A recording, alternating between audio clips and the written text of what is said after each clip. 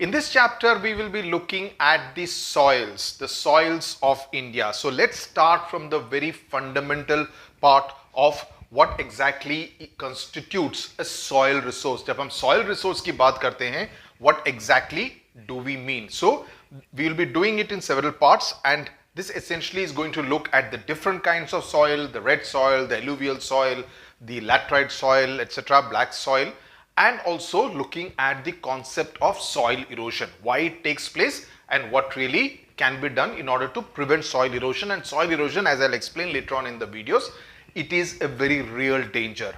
You know, we living in the cities don't realize the dangers of something like soil erosion, but soil erosion is a very real and a very dangerous thing. Okay, let's get started. Look at these photographs. I'll move out of the frame for you to be able to see these photographs. Look at the beauty of these photographs.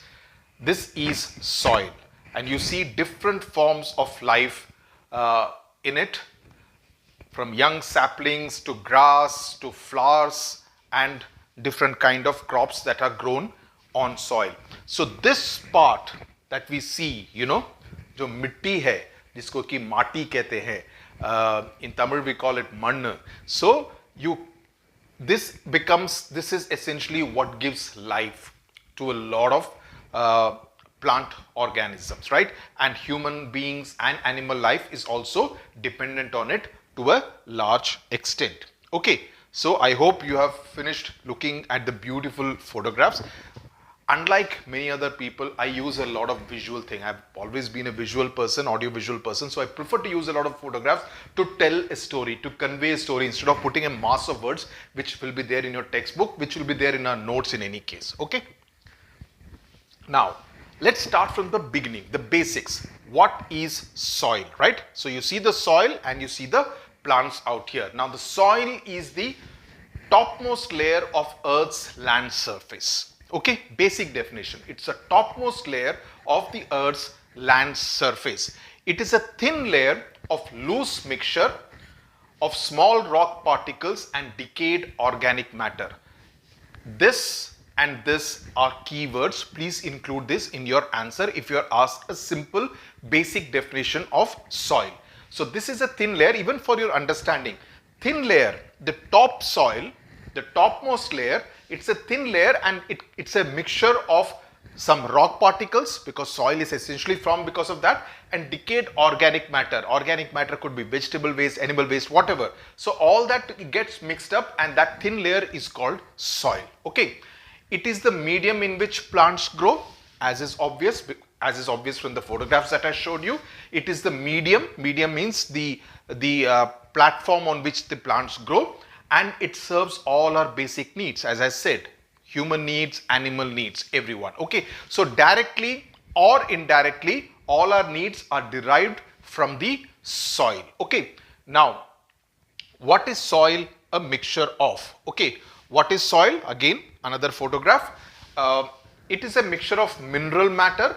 It contains silica, clay, chalk and humus. Now, humus is the decomposed vegetable and animal remains, and that adds to the fertility of the soil. Please remember this. We'll be talking about soil fertility also, but please remember this: for soil fertility, one of the most important components hota hai humus. Okay, and chalk is calcium carbonate, humus I just now explained. Now the next question is, where is soil derived from? The soil is derived from parent rock material. Rock getting crushed, broken up into different pieces. As I said, the soil's top layer includes all that. So it's derived from parent rock material. Its parent is the rock material. Okay. Now, how is soil formed? Okay, it is formed due to a process of wear and tear or breakup, right? Wear and tear over a period of time, pani beh gaya, wind ka this thing, human interference, everything. So what affects the composition of the soil? You know, in what way the soil can change? The soil's character can change. Okay, change in temperature.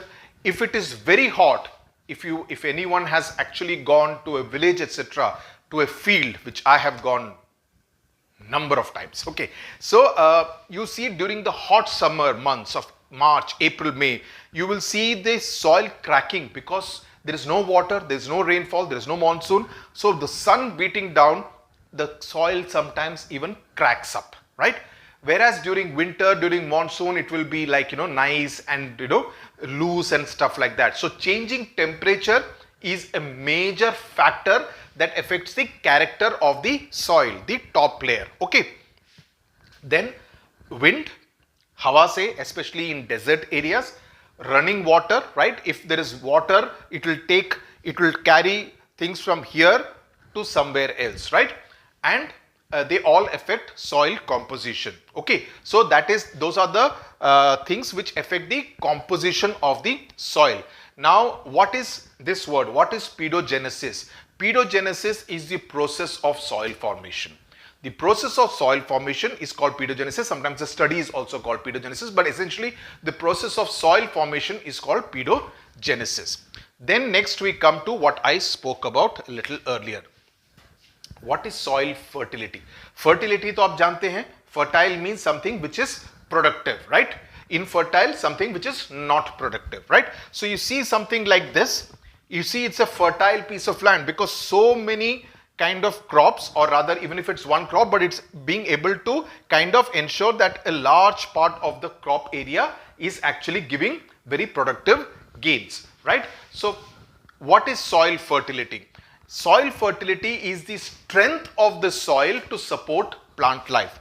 The strength of the soil in order to support plant life is called soil fertility. Understood? Sab kuch notes mein hai, you don't have to note down anything. Everything is in the notes. Baad mein notes dekh ke you can make your own short notes, which is always preferable. Okay. When is a soil fertile? How do you, okay, you understood the definition. But when do you say this soil is fertile and this soil is not fertile? A soil is fertile when it contains adequate amount of moisture. Moisture matlab Hindi mein bolte hain na nami. That there is, a thing of water and soil in the right kind of proportion, because of which essential nutrients are supplied to the plants, right? Like when you water the plants, right? And after that the soil becomes a little wet, the top layer, it becomes a little wet.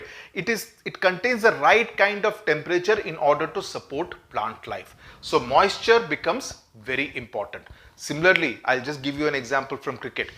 Early morning, dew, there is, and when the match starts, a test match starts at 9 o'clock, 9:15, 9:30 in the morning, there is dew out there. It's not hot sun like it would be at 1 o'clock in the afternoon.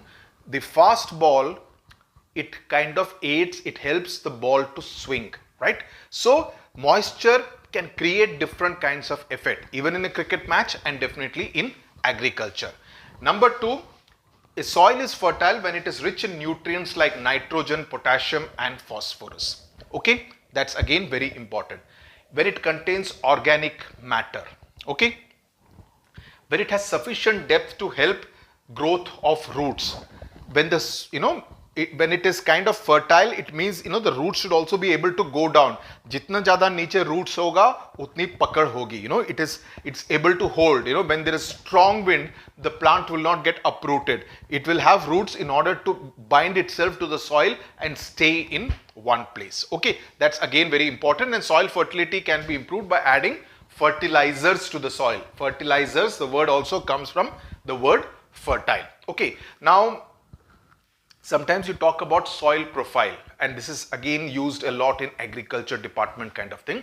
The vertical cross section of different layers of soil is called soil profile. I put the definition in the notes. Okay. Now soil essentially consists of two major layers, the top soil and the subsoil. Okay. This again you see this beautiful photograph of a farmer with his cattle, with his bullocks, with his oxen ploughing the field. Okay. This seems to be somewhere in South India, okay, from the topography.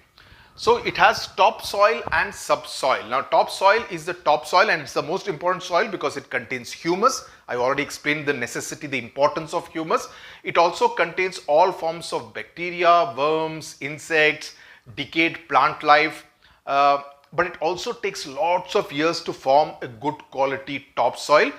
because it gets easily washed away. यहाँ पर बाढ़ आ गई, suppose there is floods out here, the entire topsoil will get washed away from this man's field into some other field or into the river, right?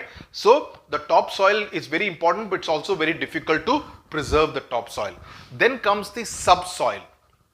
It is the layer below the topsoil, and it consists essentially of the rock, which is the parent material, what I just now explained, right? And that also contains a bit of moisture and mineral constituents. And below the subsoil is the hard rock material which has not been broken up. So rocky surface, subsoil, topsoil.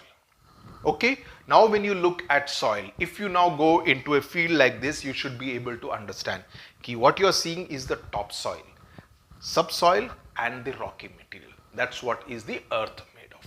I hope it's now clear, right? Now the second part is how is soil classified as per its location.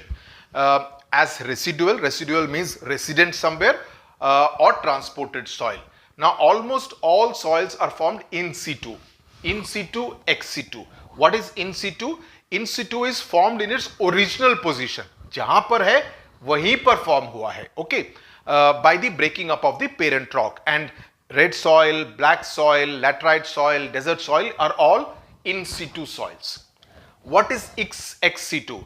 Ex situ is when it is transported by erosion, and alluvial soil is a big example of something like this. So sediments are transported from one place essentially by a flowing river, by a running river, and it is transported from A place to B place to C place, okay, and therefore it is deposited similarly in the case of wind, okay, as an agent of transferring material from place A to place B, and they do not have a very clear soil profile, unlike the in situ soils. So with this we come to the end of video number 1.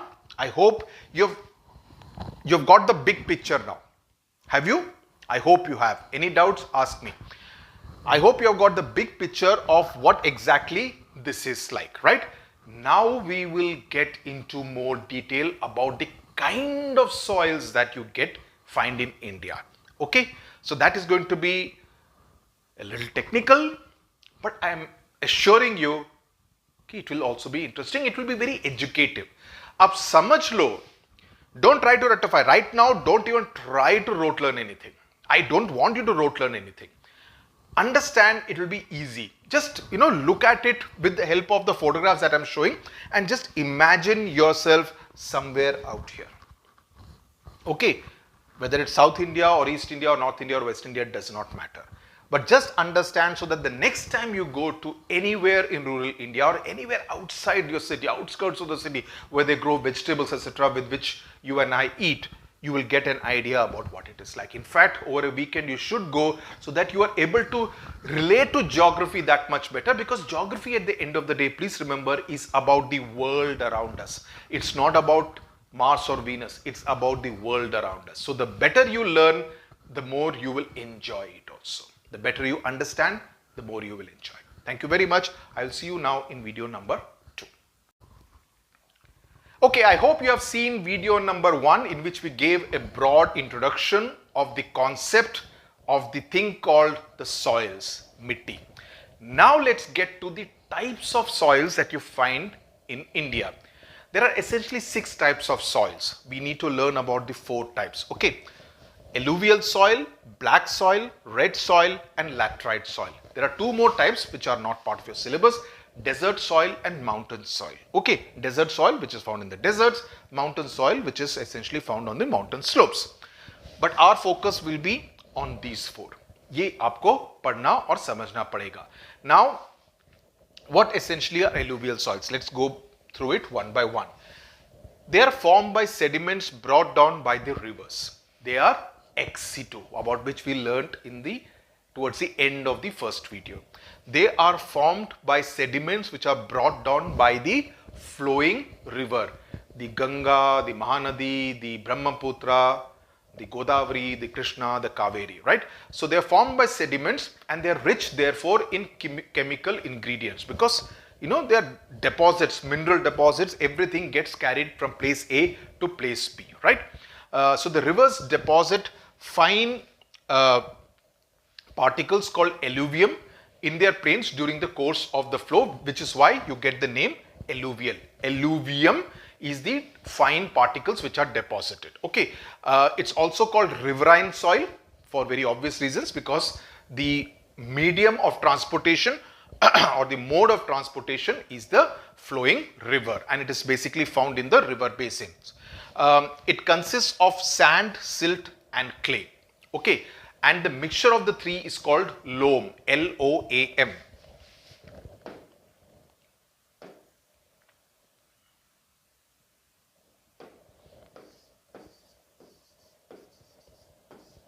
It's called LOAM, loam, the mixture of sand, silt and clay.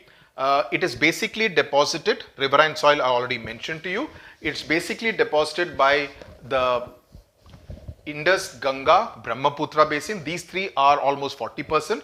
Then also Mahanadi, which is in Odisha, flows through Chhattisgarh and Odisha. Krishna river, which starts in Maharashtra, flows through Karnataka, Telangana, Andhra Pradesh and joins the Bay of Bengal. Kaveri, which starts in Karnataka, flows through Tamil Nadu and joins the Bay of Bengal, and Godavari, right? So, which is also flowing through Telangana and Andhra, Karnataka of course. So, these are the rivers which essentially are, you know, the main way of kind of transporting alluvial soil, the river beds. Okay, and since these soils are by transportation, they are ex situ, and the inland, the plains of the rivers, major rivers are known as inland alluvium. Then the delta ones, the Mahanadi, Godavari, Krishna, they are known as the deltaic alluvium. These are like small details. And coastal alluvium, which is the coast of the peninsular India or the plains of Gujarat. In fact, what we will do, I'll just show you.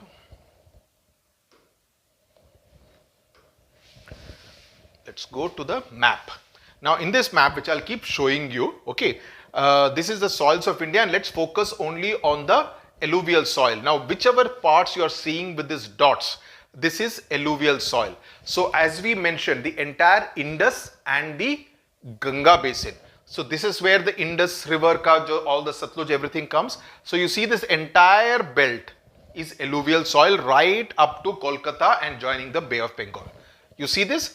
Also here, which is this one? This is Brahmaputra. All this we learn in the map marking. This is the Brahmaputra.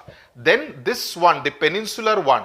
The peninsular one is where all this of Kaveri, Godavari, Krishna, Mahanadi all join the Bay of Bengal. So this is all the peninsular part and a little bit here in Gujarat. Okay, so this is the alluvial soil. So if you get to mark alluvial soil, you should know exactly what area we are talking about. This map is a good reference. Now, the alluvial soil, what are the characteristics? They are up to a depth of 500 meters. They are found to a depth of 500 meters. They are faint yellow in color. It's a very fertile soil, rich in lime, potash and humus. Okay, this is important again. They are deficient in nitrogen. They tend to be phosphoric, and they're light and porous in nature. Also, the interesting feature is that in the upper reaches of the Ganga, right? In the upper reaches of the Ganga, jahan pe jab upper reaches hota hai, there the soil is more rough, more coarse, C-O-A-R-S-E, coarse means rough. So there the texture is a little rough. In the lower reaches of the Ganga, while it reaches West Bengal, etc., it is actually a little more fine. The texture is a little more fine, more moist. Okay, so that's the difference between the texture which is found in the upper reaches of the Ganga and the lower reaches of the Ganga. Okay, then you have that alluvial soil is essentially of two types. This we have gone through. One is the Bhangar soil and one is the Khadar soil. Okay,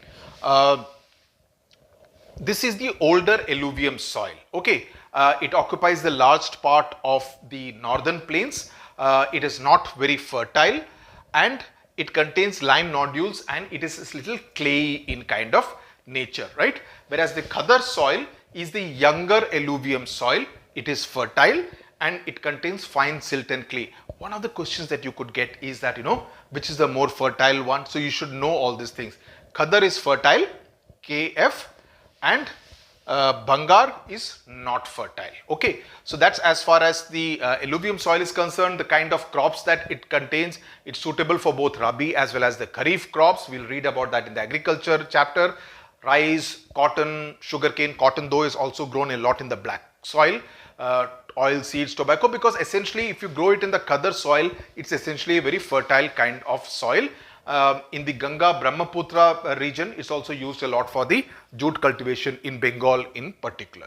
Okay, I hope alluvial soil technical है तो फिर से एक बारी rewind करके पढ़ लो या notes देख लो, you will understand it. Okay, थोड़ा सा आपको याद रखना पड़ेगा, but the more you read and the more you are able to picturise it and understand, it will be easier for you. The map is very important. Okay, let's now move to the black soil. Have I move to the right one?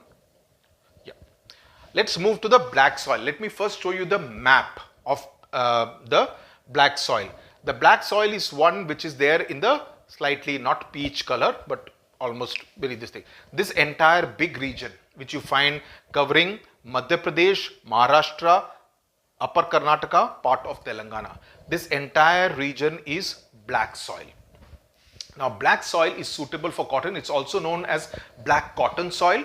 It's also known as regular soil. In fact, one of the very interesting stories that I remember covering is there were a spate of railway accidents when Nitish Kumar was the railways minister. I'm talking about in the mid part of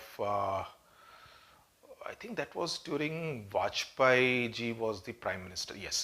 So there are railway accidents which are taking place in the areas where there was a lot of black cotton soil, and therefore it was found that the black cotton soil, which is a little, it was not very suitable for railway tracks as the kind of the soil tended to sag. So that kind of created a disorientation of the railway tracks. I'm just going off tangent, but I just thought it was an interesting detail. So I remember about how black cotton soil, because that is what was found essentially in this kind of region, but it was also leading to rail derailments, because the tracks were kind of sinking and the engineers had obviously not factored it in that part of India. Anyway, so it is suitable for cotton, which is why it's called as black cotton soil. It's also called rigor soil. It is of volcanic origin. Okay, which is why it's called lava soil we bolte hain. Okay, it is formed by the disintegration of basalt, by the denudation of volcanic, जो volcanic rocks होते हैं जिसमें कि volcano निकलता है, lava निकलता है, उसके breakdown से black cotton soil is formed. Okay, unlike alluvial soil which is transported and therefore it is ex situ, this is in situ. जहां पर है वहीं पर है. Okay, I hope this in situ ex situ is pretty clear. Distribution, as it is obvious from the map, the entire Deccan region, which is Maharashtra, Telangana, the northern part of Karnataka, Gujarat, a bit of Andhra also. This is all Andhra out here. Guntur region, वहाँ पर काफी tobacco and cotton is grown. That is where I was speaking about the railway accident also. Okay, let's move ahead. It's black in color. It's suitable for cotton, lava soil, and has a very fine texture. Okay, up to 50% of clay content. It is very fertile, which is why cotton is grown.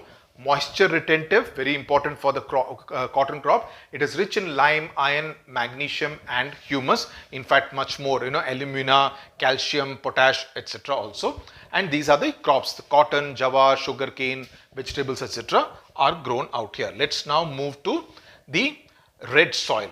Red soil is not in red, it is in yellow. Okay, this entire part, which is essentially Jharkhand and Odisha, and out here in Karnataka, Tamil Nadu and part of Kerala and going up to Goa is where the red soil is there.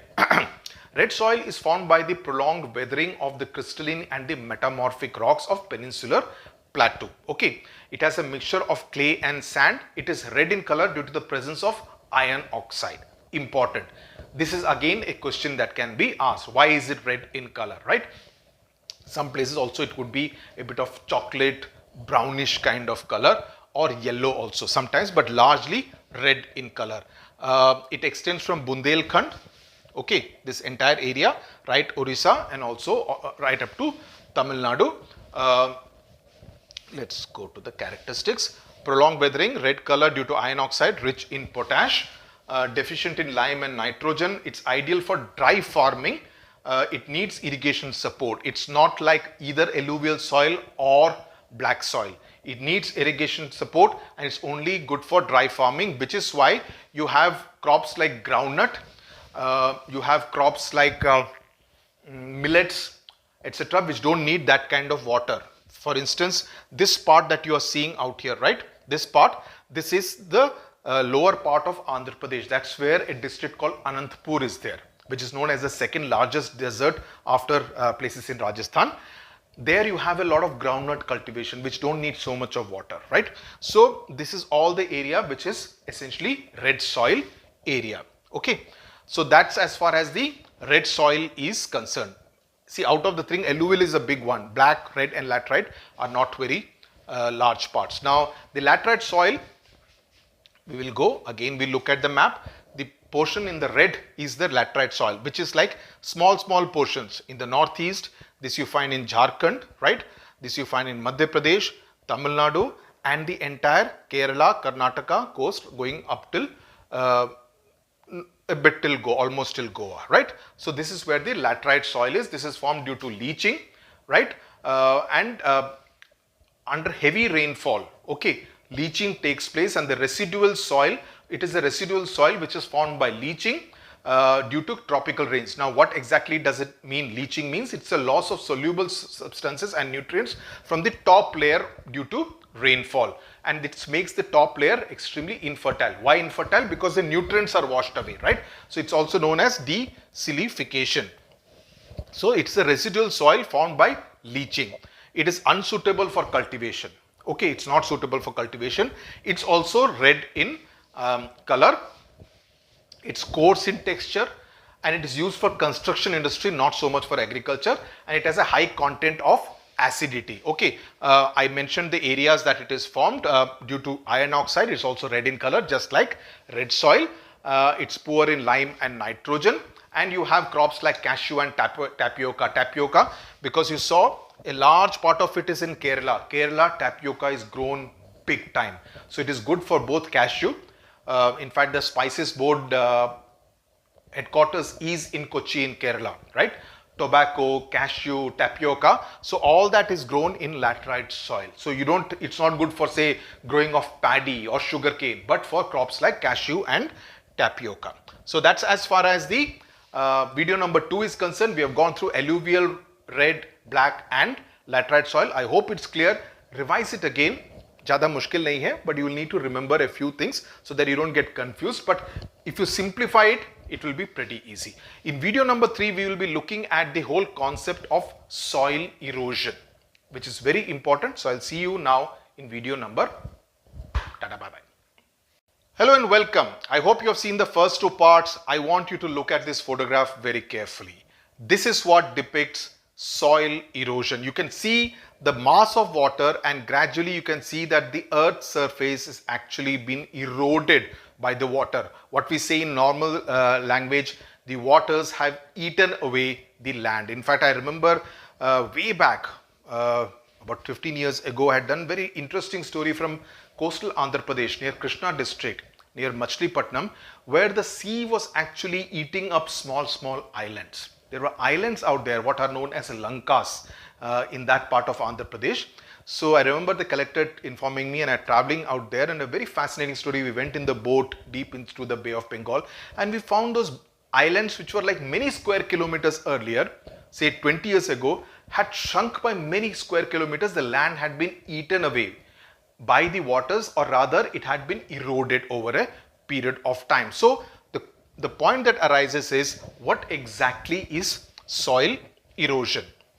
It is the removal of the top soil cover by water, by wind or human activity. What I mentioned to you about the example that I gave you about the Lankas in Andhra was by water, right? So soil erosion occurs when the rate of removal of soil particles and soil nutrients is more than the rate of soil formation. Soil also gets formed, right? But when the rate of the removal is more than the rate of formation, it leads to soil erosion. So what causes soil erosion? Through faulty practices in agriculture,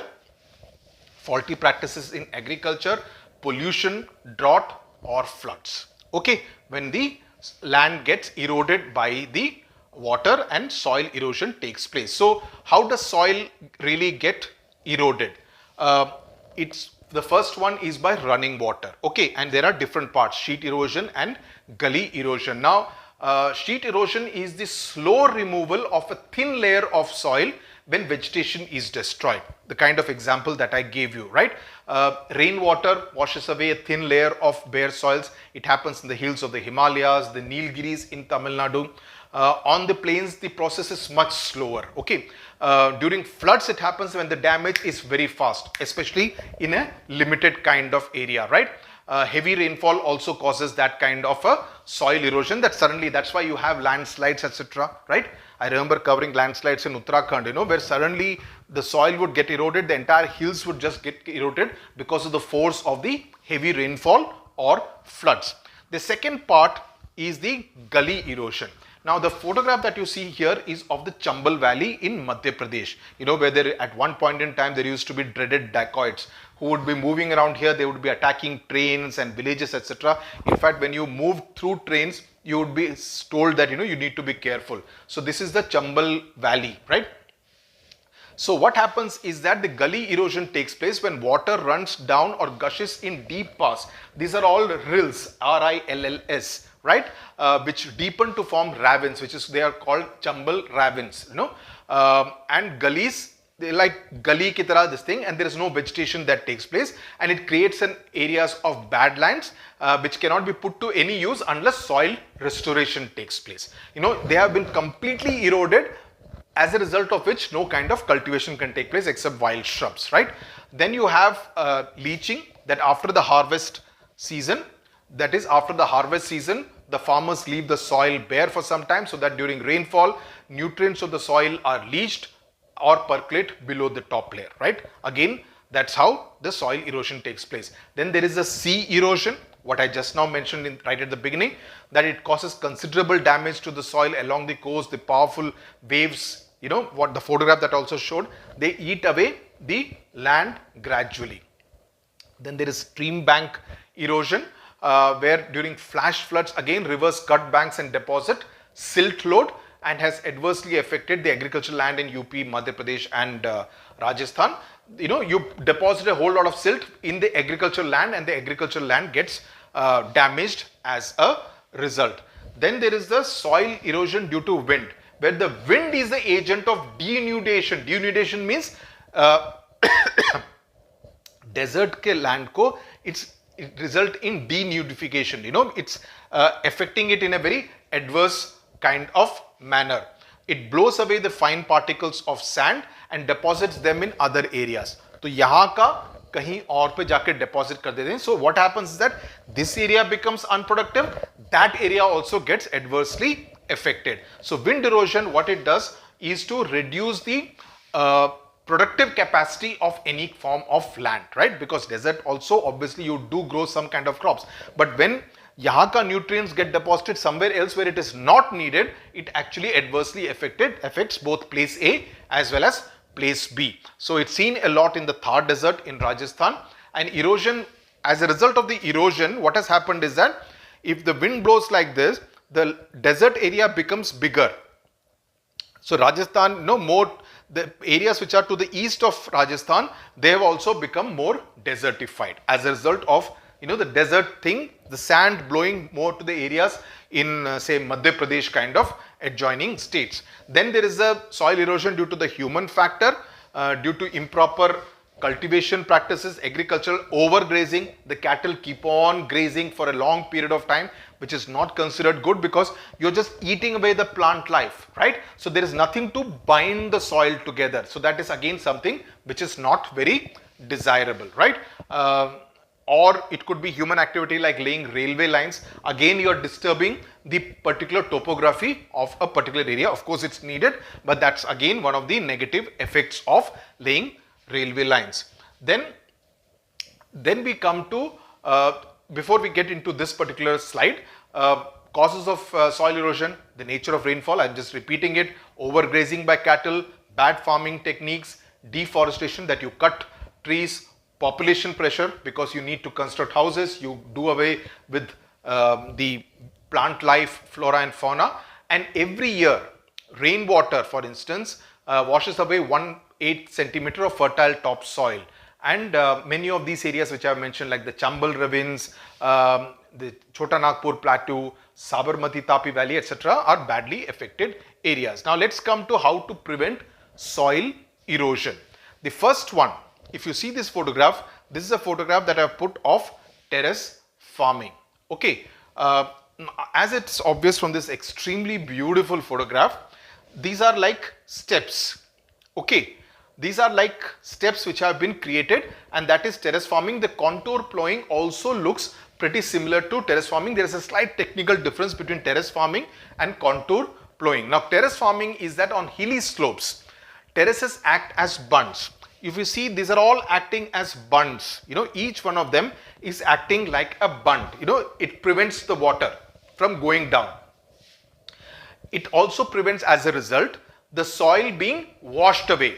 So, yahan ka yahi rahega, it will not go down, because yahan pe you have created a bund kind of thing. It is called terrace farming, right? It is more than India, it's actually more popular in USA and Japan, right? Then there is something called the shelter belts. The shelter belts is a planting of trees in several rows to check wind erosion. They're called wind breaks. You're breaking the wind. So when you're breaking the wind will not have the same kind of velocity or pressure in order to create an adverse impact, right? So you are doing it through shelter belts, a very effective kind of technique. Contour ploughing, it prevents soil from being washed away because contours act as bunds. Again, very popular in Japan and China. The difference between terrace farming and contour ploughing is the difference in ways the water flow is actually controlled. There's a slight technical difference. Terrace farming controls water flow by creating level platforms, what is shown in the photograph, on the slope of the land. Contour ploughing controls water flow by creating wedges, what is called furrows. You know, they make these furrows into the slope of the land. So it's just a technical difference between terrace farming and contour ploughing. Then there is strip cropping, where crop is grown in alternate strips of land to check the impact of land. So this is again to deal with the wind part. Then there is the plugging of gullies with the deposition of silt. Again, a very time consuming and a very laborious kind of task, right? Construction of dams, again, I mean, that's something which is very fundamental, that if you construct dams, you can prevent soil erosion. It can help in soil conservation. So soil conservation is essentially the prevention of soil loss due to erosion, or prevention of reduction in soil fertility. So the question that arises is, why is soil conservation necessary? Soil conservation ki zarurat kya hai? It is to avoid loss of fertile topsoil, very fundamental. Avoid lowering of water table, because nahi hoga to water table niche nahi jayega if you are able to kind of have plant life, etc. If you are ensuring that soil moisture is not decreased. To avoid silting of canals and river beds and landslides. Landslides, as I just mentioned, of giving the example of Uttarakhand. So if you kind of avoid the silting, okay, of canals and river beds, that is something which will be important as far as soil conservation is concerned. You avoid drying of vegetation leading to drought, because drought is something which is totally bad as far as soil conservation is concerned.